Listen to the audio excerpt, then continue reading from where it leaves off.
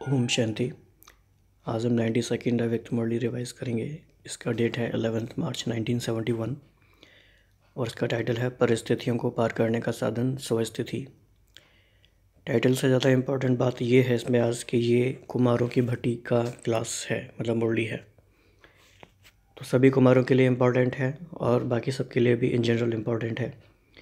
इसमें काफ़ी सारी बातें हैं, 13 पॉइंट्स हमने निकाले हैं जो लगता है इम्पोर्टेंट हैं, तो इन बातों पर हम थोड़ा विचार करते हैं। जैसे कि आपने देखा ही है कि बाबा का काफ़ी फोकस अव्यक्त स्थिति पर है, तो बाबा ने इसमें 2-3 एडिशंस किए हैं। एक तो बाबा ने कहा कि अव्यक्त स्थिति का अनुभव सदा काल का होना चाहिए, और ये बहुत अच्छी बात है। बाबा ने कहा जैसे कि आपको अव्यक्त स्थिति में रहने की आदत पड़ जाए और ये आदत आपको अपनी तरफ बार बार खींचे, एक तरह से उसका रस बैठ जाए। जैसे अभी बोलने का रस है, वैसे ही अगर अव्यक्त स्थिति में रहने का रस बैठ जाए तो वो अपनी तरफ खींचेगा, और यह आदत अदालत में जाने से बचाएगी, धर्मराज की अदालत में जाने से बचाएगी। तो बाबा ने इसमें 2-3 बातें और कही कि जब प्रैक्टिकल में करने लगेंगे, मतलब सोचेंगे नहीं, करने लगेंगे, तो प्रैक्टिस करते करते वो हैबिट बन जाएगी और वो नेचुरल नेचर हो जाएगी।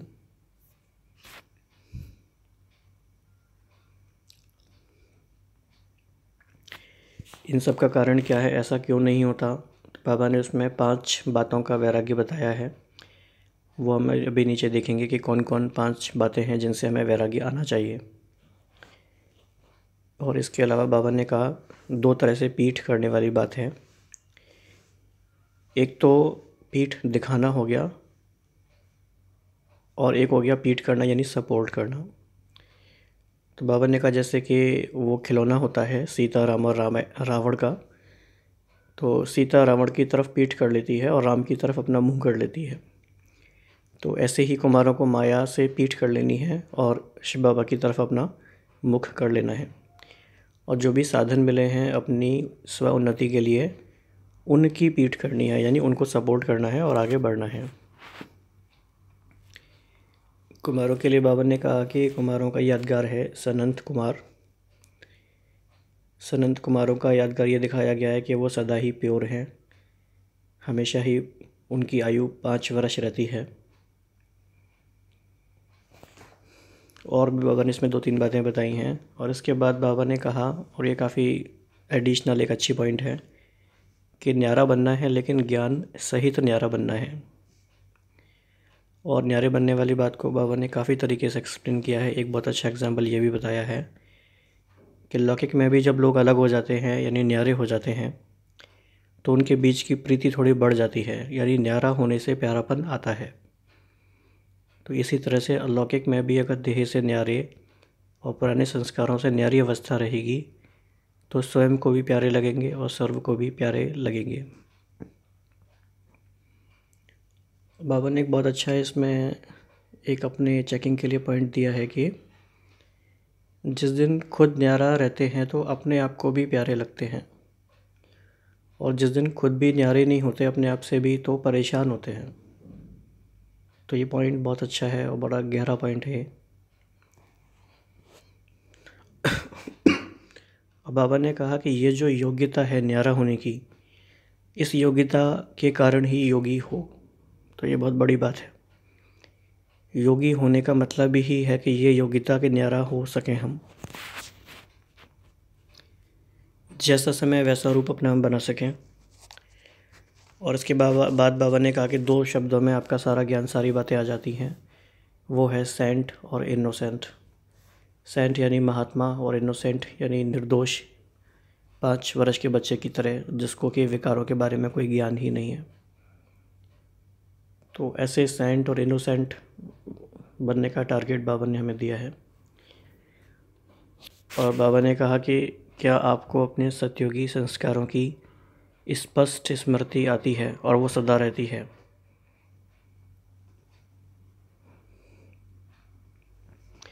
सतयोगी संस्कारों की स्पष्ट स्मृति और सदाकाल। और वो तब आएगी, बाबा ने इसके लिए बताया है कि जितना जितना आत्मिक स्वरूप में अभी रहेंगे, इसका अभ्यास बढ़ाएंगे, उतना ही सतयोगी संस्कार स्पष्ट और सदाकाल के लिए दिखाई देते रहेंगे। फिर बाबा ने सिंप्लिसिटी की बात की है। बाबा ने कहा सिंप्लिसिटी सिर्फ ड्रेस की नहीं, लेकिन बाबा ने बताया कि निरहंकारी स्थिति, निर्क्रोधी स्थिति और निर्लोभी स्थिति, ये है सिंप्लिसिटी। तो सिंप्लिसिटी का ये बहुत ही डीप स्पिरिचुअल मीनिंग है, जो शायद आज तक हमने कभी सुना ही नहीं है कि सिंप्लिसिटी का मीनिंग ये है। तो इसमें कुछ बातों को हम देख लेते हैं।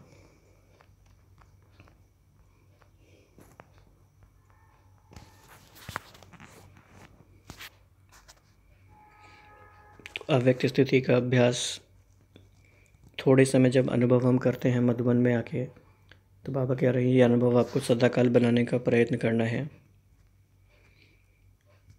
और एक इसमें अच्छी बात यह है कि कोई भी अनुभव एक बार किया हुआ वो कहीं भी आप याद कर सकते हैं।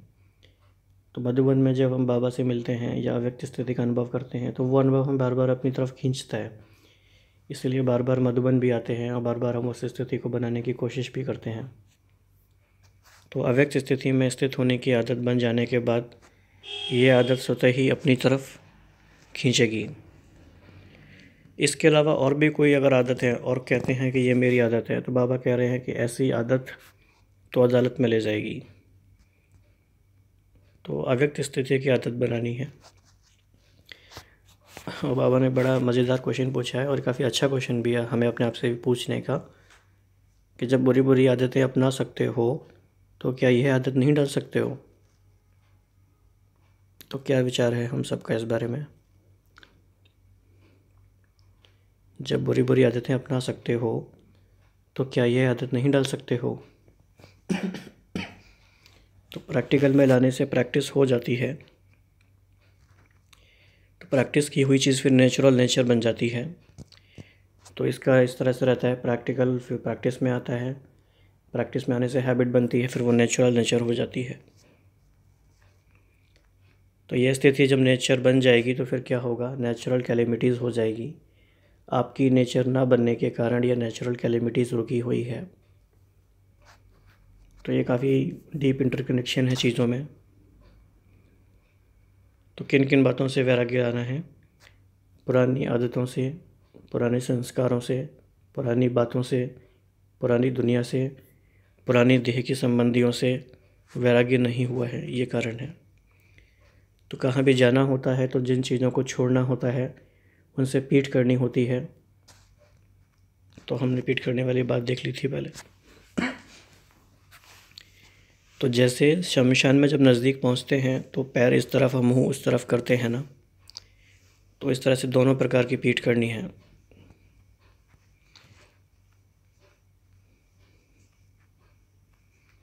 कुमारों का हमने देखा, सनंत कुमार का यादगार, सदा प्योर सतुगुणी रहने का यादगार, सदैव छोटा कुमार रूप, सदैव 5 वर्ष की आयु और उनकी प्योरिटी का गायन है।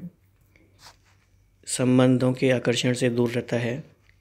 कुमार अर्थात पवित्र अवस्था, उसमें भी सिर्फ एक नहीं संगठन दिखलाया है, तो इस बात का भी महत्व है।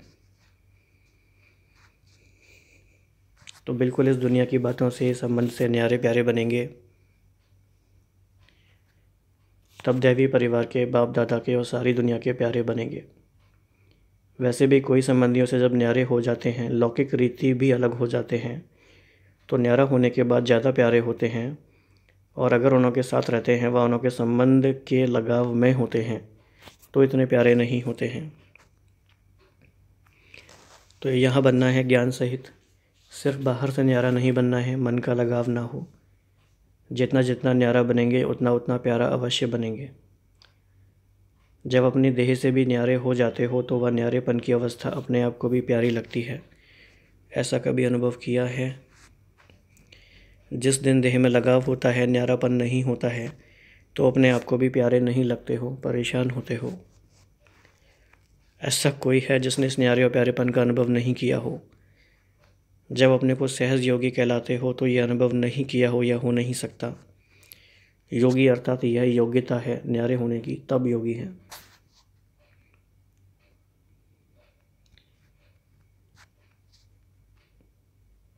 तो ये एक्सपीरियंस सदाकाल का होना चाहिए। जो पुराने स्टूडेंट्स हैं उनका अनुभव अल्पकाल का नहीं होना चाहिए, सदाकाल का होना चाहिए। कुमारों की भट्टी के बारे में बाबा कह रहे हैं, कोई स्वाहा होगा, कोई भट्टी में पकेगा, कोई प्योरिटी का दृढ़ संकल्प करेगा। और 2 वर्ड्स याद रखने हैं, माया से इनोसेंट और ज्ञान से सेंट बनकर जाना है। विकारों की बातों की नॉलेज से इनोसेंट।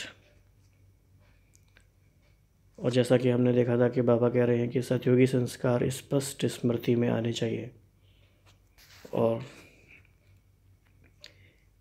यह तब होगा जब अपने आत्मिक स्वरूप की स्मृति स्पष्ट और सदाकाल रहेगी।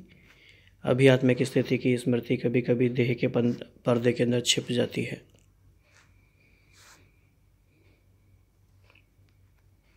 दूसरी तरफ बुद्धि की स्मृति बाप और भविष्य प्राप्ति की तरफ रहे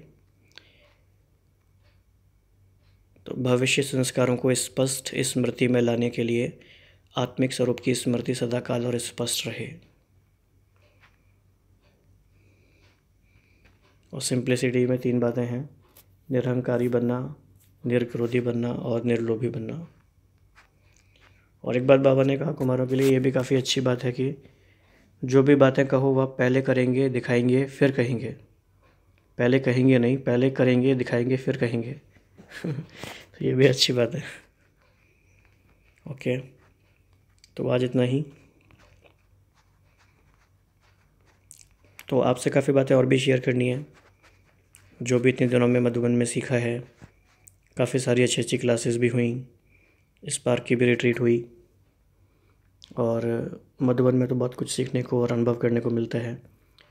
तो कोशिश करेंगे कि वो सारी बातें कंसोलिडेट करके एक वीडियो में आपके साथ शेयर करें, लेकिन अभी थोड़ा समय की कमी की वजह से इस मॉड्यूल को भी थोड़ा हमने फास्ट मोड में रिवाइज़ किया है। तो उसके लिए कोई असुविधा हुई हो तो क्षमा कीजिए।